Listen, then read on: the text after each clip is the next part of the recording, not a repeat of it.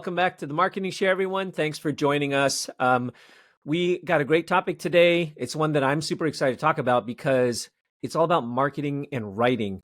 As marketers, writing is one of the most important things we do, and content marketing and content writing is a huge basis for everything we do in writing. So we've got a guest today that's going to get into the nuts and bolts of writing, and specifically around writing, especially when you have industry specialization.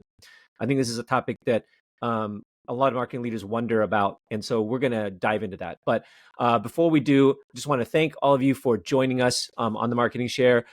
If you like the content, please help us out by following us or subscribing, whatever the platform you're on. That really helps us out. We really super appreciate that. Okay, so we're going to go right into it and just get into our guest. Barb, let's introduce our guest, Janine.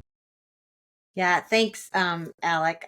Today we have Janine Kalbach with us, and Janine actually works with some of us at the Marketing Share, and she's a great resource.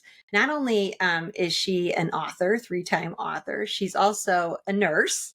She's also an owner of WriteRN, and I'm kind of excited to have Janine on because ultimately, I work in a lot of healthcare clients. And to me, it's really great to be able to have a little bit of industry knowledge when you're seeking out that writer. And of course, that's it's a school of thought. Some people are like, I could write about anything. But for me in healthcare and health technology, especially, I have found it to be really beneficial. But anyway, welcome, Janine. Thank you, guys. I'm so excited to be here. Hey, Janine, tell us a little bit about your unique background, because not a lot of people travel from being in the front lines of healthcare to actually owning an agency and starting a whole content marketing team. Right. So I will summarize as quickly as I can because it's a long journey. I started back in 2013 writing on the side, but really that even started like at the bedside. I was working night shift like a lot of us do when we're starting out. My background's labor and delivery. And I was just one of those nurses that kind of did it all.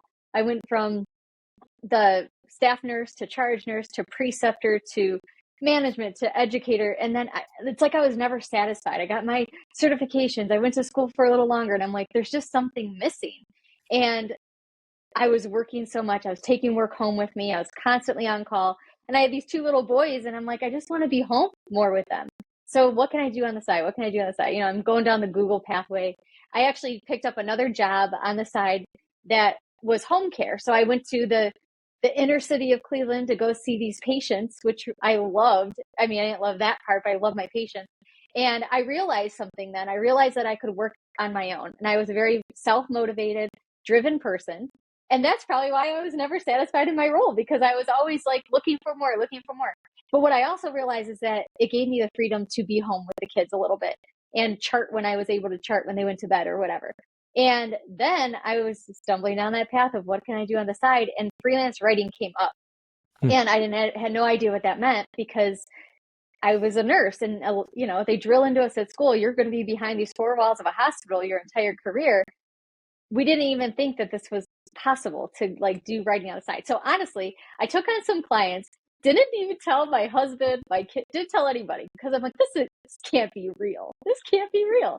And then I started making some money and whatever, started my company, finally, told my husband, and it grew from there. And from 2013 to 2020, it was my solopreneur business. And then in 2020, I made it into an agency. That's so cool. I love that, especially stories about specialists in certain areas that find their path into marketing, and now you actually run a marketing agency. So I think that's super fantastic. I love stories like that. I think the other really interesting thing that you're going to be able to share and talk about is how to take industry experience and use that as kind of your special capability when it comes to marketing and content development. And even though your specialty happens to be in healthcare and specifically around nursing and things like that, I think a lot of that is going to be, your perspective is going to be very relevant to anyone that's in a specialized industry that maybe has specific areas of knowledge. So one question that I want to ask you is just, tell us a little bit about how this works at WriteRN. So, for instance, are all of your writers former nurses? And do they all have that type of experience that you have to come into the door with? So yeah, actually all of my people in my database, all my writers are nurses or nurse practitioners, and most of them aren't even former. Most of them are active at the bedside. So what's Okay. cool for them, what they love is the fact that we're an agency. I give them work. They usually don't have to go prospect their own clients or whatever because Okay. they're just looking basically for some side income, but using Yeah. their knowledge because we all love health and we love being able to educate people and really not that misinformation is such a thing right now that we're trying to conquer. Everything's evidence-based, and it's if it's not, then it doesn't fit with our clientele. If there's somebody coming to me that's like, we just do this off of fluff, it doesn't work for Mhm. us. So Mhm. that's one thing we always go back to evidence-based information, which is again the reason why I went into education in my career as a nurse, because everything has to be evidence-based. We had patients come into labor and delivery with these obscure birth plans, and it's like, no, where are you getting this? Oh, Google. I'm like, oh gosh, Dr. Google again, he's at it. I've heard that so many times, Dr. Google, right? So Oh, you really see it as a advantage, it's a critical advantage, especially in healthcare. But you could one could assume you could do it, legal writer, right? yeah. Or something. I could see it in the multiple areas. So you think it's a real advantage actually having that background? Oh, absolutely. I think those that can write on everything, I give them props because I surely can't. If you told me to write something in legal, that's going to take me a long time because I need to look it up. I need to really research it. I'm not up on the industry trends. If you're asking one of my nurse writers, if say you're a gastric company, you're doing something with GI, and I have a nurse who works specifically in that area, she's keeping up to date on those industry trends. She knows what the newest drugs are. She knows what the newest protocols and procedures are and can write to that without doing that deep research that a lot of we always have to do before we start writing something, right? Even as someone who's still up to date on the content in labor and delivery, I still have to double check myself, make sure there's nothing new, but I know exactly where to go and I know where to find it and I know how to speak to that. Okay, so if given that all of you are writers are they're not writers to start out with, they're nurses to start out with, right? Yes. And you can't just assume that every nurse knows how to write. So how do you discern whether or not they've got the writing capability to do this job? And this is to me, this is kind of one of these $1 million questions because we're always struggling with this. I think it's a tough one to solve. I was just on a call just as early this afternoon with a bunch of other marketers, and the question came up with is, hey, I'm hiring for some content writers. What's a good way to figure out who's a good writer? Can you tell us how have you done that? How have you solved, or how do you approach this challenge of identifying who's got writing chops? Yeah, so this was definitely a challenge for my agency. So the agency started in 2020, and this is where we kind of struggled with that. But going even before, are they a good writer? It's can they follow directions? Mm, And this goes for any content writer. If they can't follow directions, I don't care how good of a writer they are, they're mm, making our business slow down. They're making the operations of the business slow down. So I really look for those detail oriented people that can follow directions, one. Now, the other thing that we have done, and we really perfected it this past year, is we have an internal editor who's an English teacher at a college level who has specialization in health. She's not a nurse, okay. but she has all these backgrounds. She is an amazing editor, and she put together a course for people who want to be vetted into our agency. They do not have to take the course if they're like, Janine, I already know how to write. I have my DNP. I've been in nursing school forever, wrote all my papers in graduate school. Okay, we'll give you a chance. So we give them an article just to write for free. And it's something they could put in their portfolio when they're done. So they Mm, can at least say they have something that was edited or whatever. And our editor goes in there, gives them some really, really valuable feedback. And from there, she rates them. And that's an internal thing. The writer will know, but like we don't share it with the world. But we only keep our 4 to 5 star writers that can go on client projects because okay. here's probably where your people, my people were burned in the past. We'll assign something to someone we think is a good writer because they say they good. Then we read samples, they're good. And you're like, okay, they're good. And one, they either don't follow directions, now the deadline's pushed, or two, they go into it, you think they're a good writer, and it comes back, and you're like, oh my gosh, we can't send this to a client. This is terrible. And then you're writing it yourself, or you have to give it to someone else. Now you're pushed on the deadline again. Then you don't look reliable to the client, so on and so forth. And now it's like we have select writers that we use, and we always have to check availability because these nurses are full-time at the bedside. So I can't assume that, they're available to take on projects, but maybe they just picked up, 3 overtime shifts. I don't know. So that's kind of how we've done it. So I guess any advice I can give is look at your editors, see if they'd be willing to help you vet writers. And if they are, kind of go from there. See if that helps. It sounds like quite the juggling job, right? Like we all do in marketing, I guess. Yes. Let's talk about outsourcing versus insourcing on the client perspective. Why would a client hire a content agency for that versus hiring internally? To save resources, I think if you have one writer in-house, if you have an agency of 150 plus nurse writers, you can get a lot of content. And we know more than ever, content is king. And the more the merrier in a sense. And if you can get good quality content in less time and less brain function from one person, I think it just opens up that person and the team, the internal team, to so many more things they can get done. Yeah, for sure, headcount, right, on the client side is almost impossible to get, right? So I've seen the use of contract work really grow for sure. Have you seen it like shift from maybe a project or two to something, much more either permanent or semi-permanent? Yeah, we've come in on projects where it's like, we need 1 to 2 writers just to write these blogs. And then it turned into, actually, can we get more? And actually, can we use you for strategy too? And this, so it just seems like once they can trust us, then they kind of open up the doors a little more to go, actually, this is such a good thing. Now we can use so-and-so to do this for the company or that. Because they're they know their business, more internally than we ever will. So there's things that only an internal person can do. And that's not what you'd use a content marketing agency for. That's the power of writing and communicating, right? When you find a good writer, then if you feel like, oh, I can open it up to so many other things now that I can have this writer help with. So I think that's really great. And when that happens, I think that's something you want to keep a hold of, which is great for your business when you make that happen.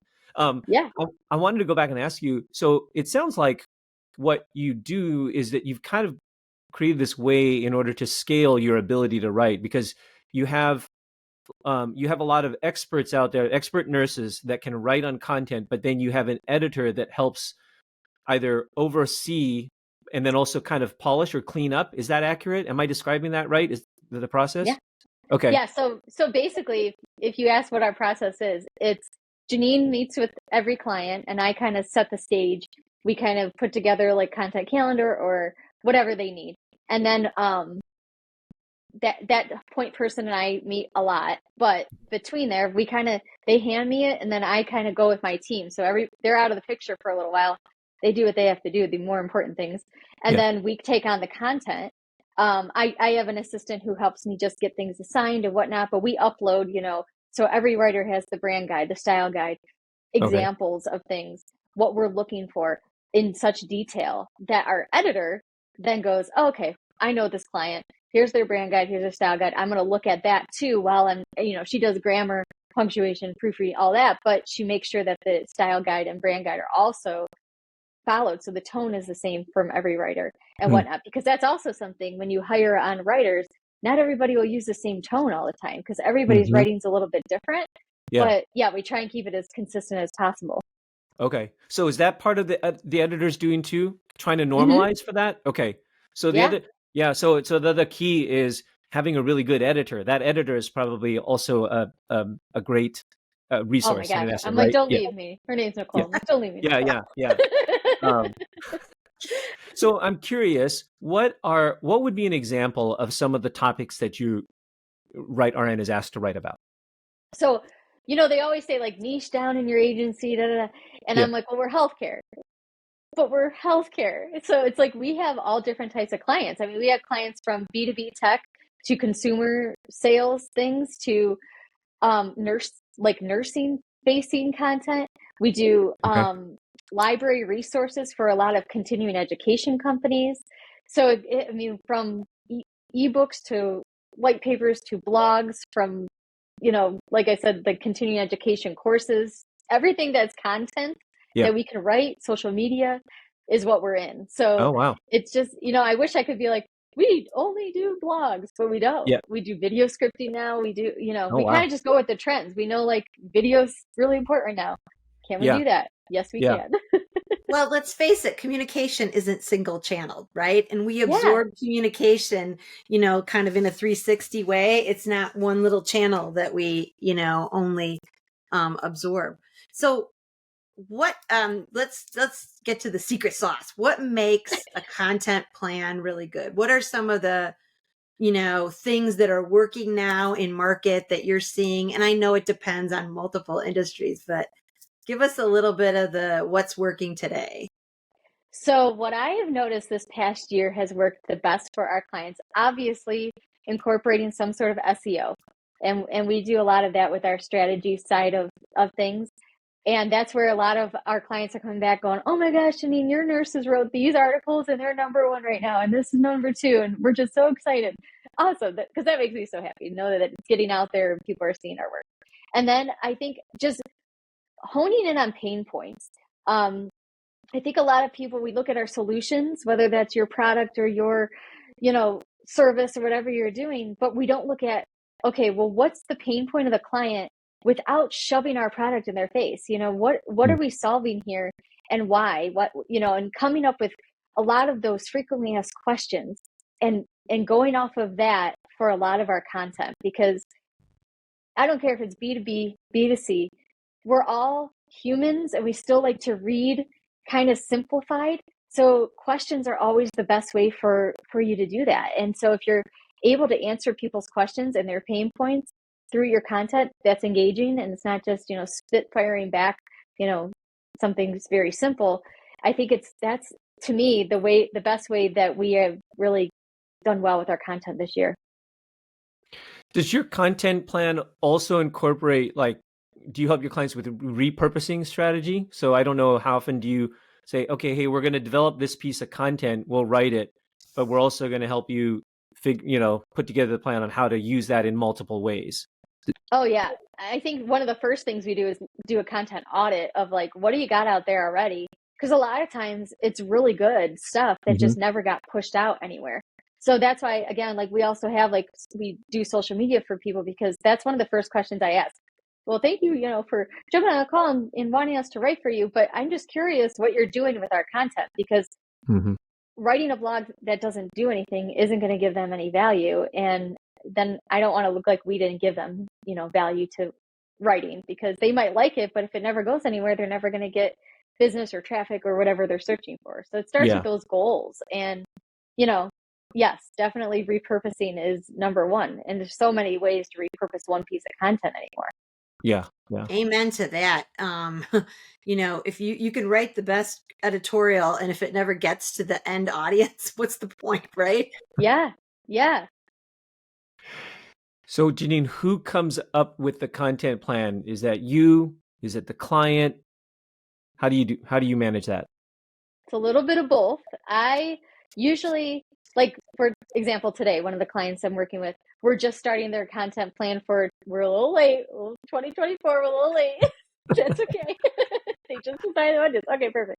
So I put together, we jumped on a couple calls, kind of decide, they were like so all over the place on what they wanted to do. We had to just hone in on 3 pillars of content, of pain points that we can talk to. And then looking at their solutions, how we can help there. And I usually do a quarterly focus, and they just love that, because they're like, oh my gosh, finally, it's so many ideas are just finally just tunneled into one thought pattern. And from there, I take it and I'm like, let me look at this. Let me try and figure some things out. I just need some think time. And then I go back to them and say, how's this look? But sometimes we have clients that are like, this is what we're looking at. What do you think? Sometimes they're like, hey, those nurses that work in GI, do they have some pitches? What's going on out there right now? Can we get some ideas from them? Sure. So I'll ask the nurses and they'll throw in some pitches too. So it's really a collaboration of like a bunch of people, but it just depends too on the client. You know, if they kind of have an idea, we'll go with it and we'll give, you know, we'll throw some ideas back at them and see what sticks. Love it. So how do you connect with these new customers of your clients? How do you come up with those nuanced languages and connect the dots on that? And, you know, how do you connect with those new customers in a way and find a voice for clients who maybe don't have that figured out? I think the first thing we look at is their current content and see where the gaps are, because sometimes you read it and again, it's like voice and tone are totally different. See what they're kind of going for, because it's one thing to say like we want a professional tone. Okay. But what else? Like sometimes it's professional with some empathy, with some direct educational kind of talk. So really I kind of start there. A lot of times our clients are coming to us with a style guide, with a brand guide. So that's really helpful. And then again, like helping my writers understand it. I love when they come to me with content that they've already done that they're really proud of or they really like, because that helps us connect our dots on our side saying, this is what, you know, this works, this doesn't work. And, you know, this is what the client's looking for. Do your writers tend to specialize? Do you find out that, okay, hey, I've got this writer over here tends to do really good in this type? So yeah, is that? yeah. I have some good ladies. Actually, I don't think we have any men. We have all ladies. We have all ladies in this. I guess. I know. Come on, male nurses. Come on into our network. But I have a good amount of ladies that are good at white papers, and I think that's such a great skill. Many are good at, some are good at tech writing, and some are good with the consumer writing. I have some good copywriters. So yeah, I've noticed over time when I've given them more and more work, what they enjoy too, because you know, they're new to it and they're kind of like, you know, spreading their wings a little bit going, I don't think I like this. What everyone loves is education. Every nurse I have ever worked with in writing, they love just writing about their specialty and educating whomever, whether it's another healthcare provider or a patient. They love that stuff. Everybody loves that. Okay. I think that's also telling too, though, that writing is not a homogeneous activity. I mean, in some ways it is, but when you really get into the weeds of it, writing for certain types of content is different than writing for other types of content. Yes. I mean, that's also part of what makes it challenging to find good resources. It's hard to find that sort of Jack or Jill of all trades. Right. It is. You know, I've also found that when you deliver content to people in the organization, you know, different people respond differently to different styles, right? Yes. So, and one of the things I'll try to do is align them on, here's our voice, here's our tone, here's what we said that we were, right? To kind of remind everybody, because some people will definitely move toward, I'm evidence-based, right? And everything, you know, takes on a very different tone. So you kind of remind them, this is what we agreed to, and this is kind of how we're going to go to market with this, you know, content.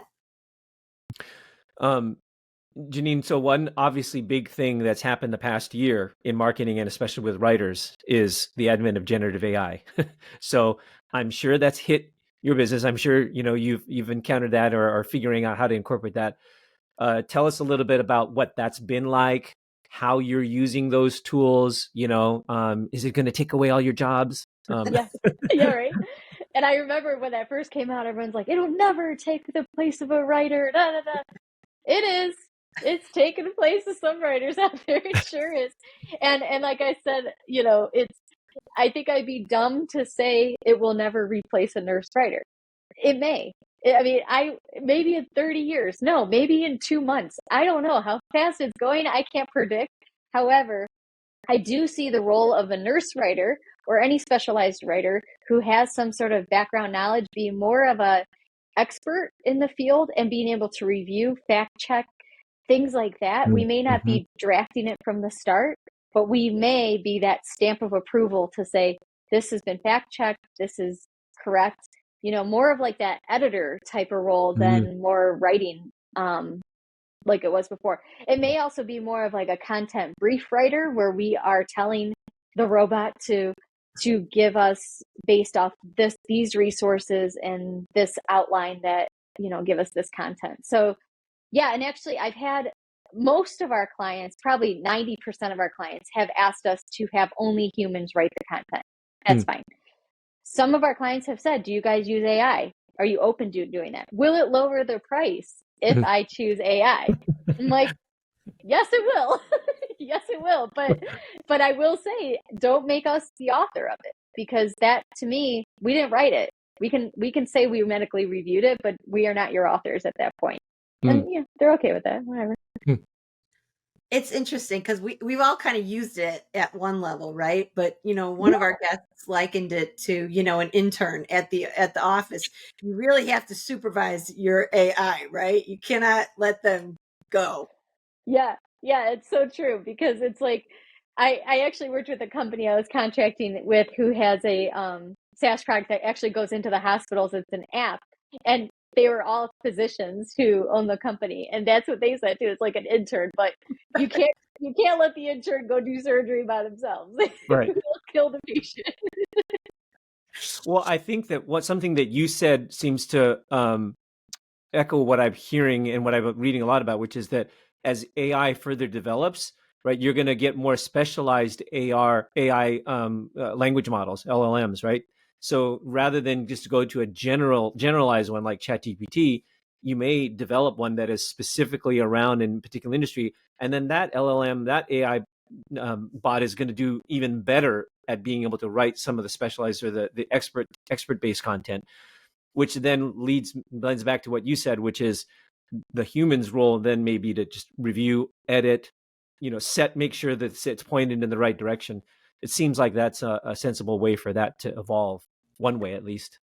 Which isn't, sometimes isn't easy. When you get some things back, you're like, oh, all right, I gotta do a lot of editing to this. But, I think overall and I use it. I mean, I use ChatGPT. I think it's a great tool for brainstorming, for idea generation, things like that. But as a sole writer for us right now, absolutely not. Yeah. But maybe soon. I don't know. I have Marketing needs to be flexible these days. That's for sure, right? Truth. So maybe one more question, kind of as we get close to the end here and wrap up. I'd like to know. So as as the agency side, right? Tell us about what you look for in clients, and what is a good client to you? Because I think that's something that could also help, right? Sometimes it helps us to know, like, hey, this is how we work best with an agency, and this is what they need from us, right? So think about the clients that you have that are really good. What is it that's good about them? What do you like? What makes that relationship work well? I think the first and foremost, like, I love working with happy people. I mean, I know that's kind of hard to come by, but no, I enjoy the one-on-one interaction at the start, and then when they're excited to kind of get it kicked off. Responsiveness is something I really like. If people aren't responsive, it's annoying, just like anybody. Like, you want a response to whatever your question is. I'm not saying like 4-hour turnaround, but like, don't leave us hanging on like a simple question. A lot of my best clients are the ones that give us, like I said, a lot of that stuff up front, your marketing materials, whether that's your style guide, your brand guide, all that stuff. And I think I always like clients that kind of just give us the reins to go and do our thing. And I think they appreciate that when they get their stuff back. And I understand it. It's that whole like buyer's remorse. They jump in and they're like, oh, I don't know if this was good or not. And then, we kind of have to prove ourselves a little bit. But those are my favorite types of clients to work with. And, any health industry that is making patient care better are my favorite clients for sure. Yeah. What about those? Sometimes when I am thinking about potentially hiring an outside agency, sometimes my thought is like, oh, geez, but I need to get this, and this together first before I can even go to an agency, because otherwise they're going to ask me stuff that I'm not ready for, right? Yeah. Do you have any thoughts on that? What are the things that you minimum expect the client to be able to give you? Like you mentioned a little bit, hey, give us all your marketing materials, but what else is there? Is there anything else that you look for? No, I just have everyone fill out a form. Just fill out this like intake form. It's not too crazy. Like it is, but it's not. I asked you, like, what are your top 10 questions your customers ask you? Okay. Yeah. It's simple like that, Okay. Yeah. and usually the team works on it together is what I Mhm. find. It's usually not one person. And when we kick it off, like that's the first thing they do. And then it comes back to us. We build out like templates within our project management system so that everybody's on the same page all the time. Mhm. And it's nice to go back to that as myself, like before I do deliverables or anything, just going back to that again and going, okay, we're right on track. We're good. Looking at their competitors is always a good thing for me to look at too. Yeah, like a touchstone going back to Mhm. tag up. All right. Well, this has been awesome. Thank you, Janine. Thank you Um, guys. how would someone get a hold of you at WriteRN if they want to talk to you? Yeah, so you can always connect with me on LinkedIn, Janine Kalbach. It's a weird name, but you'll find me. And then write like you're writing something, rn.net. Everyone always says WriteRN, not WriteRN. WriteRN. And it's Kelbach, Kelbach, right? Yep, Okay. that's Yes. it. For our audio listeners. Yes, yes, Yep. Great, that's it. great. Well, awesome. Thanks for Yep. being with us and sharing your nuggets of gold on content marketing today. Yes. Thank you so Anytime. much. Thank you guys. Thank you so much.